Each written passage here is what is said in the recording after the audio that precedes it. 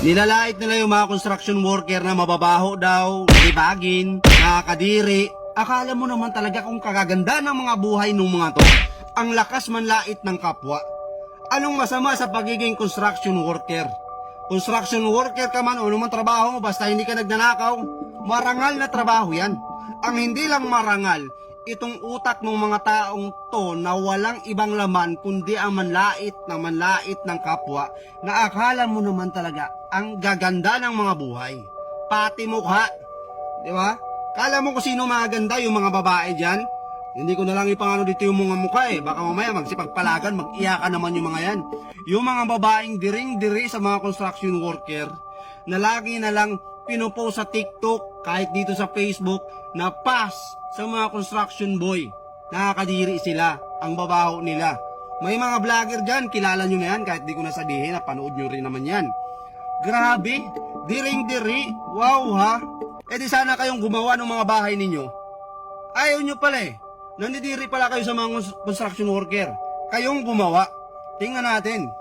Masyado kayong magagaling sa buhay eh. Ha? Baka yung mga magulang ninyo, baka yung trabaho niyan, kawatan yan. Ha? Baka yung pinapakain sa inyo ng mga magulang nyo, ang ganda nga ng trabaho ng mga magulang nyo, pero lakas naman mangawat. Ha?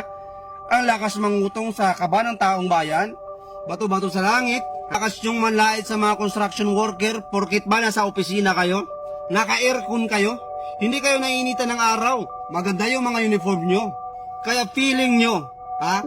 Kayo na yung pinakamayor dito sa mundo. Trabaho nyo na yung pinakamalupit. Lakas yung manlait sa mga construction worker. Baka nga, sagad kayo sa utang eh. Ha? Baka yung ATM nyo nakasangla.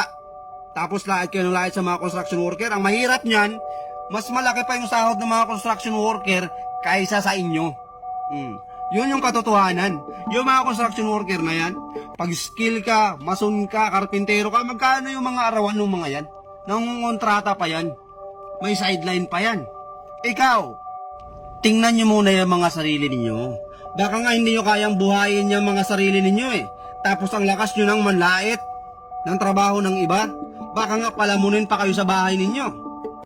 Yung mga babae dyan, ang lakas magsalita. Ha? Pa sa mga construction boy. Tapos yung mga napangasawa, ang pupugi, wala namang alam na trabaho, palamunin. Oh, real talk. Real talk, babae pa yung nagtatrabaho. Yung lalaki nasa bahay lang kasi nga, pass daw siya sa construction boy kasi nakakadiri. Mababaho. O nag-asawa ng pogi ngayon, yung pogi, saksaka ng tamad. Oh, siya yung nagtatrabaho, magaling, palakpakan. Magiting kang babae ka. Yan tayo eh. Bago mo tingnan yung kamalian ng iba, tingnan mo muna yung sarili mo. Baka hindi perfecto yung buhay mo, kaya dahan-dahan sa pananalita. Ito ha, shout out sa mga TikToker dyan, sa mga babae dyan na akala mo kung sino maganda, na lagi nalang pinapangalantaran na pa sa mga construction boy, mababaho sila, kadiri sila. Hoy, huwag kayong magsalita ng tapos, kaibigan, ha mga girls. Baka nyan, pag nakapag-asawa kayo, ha? Baka may hirap na hirap pa kayo sa buhay.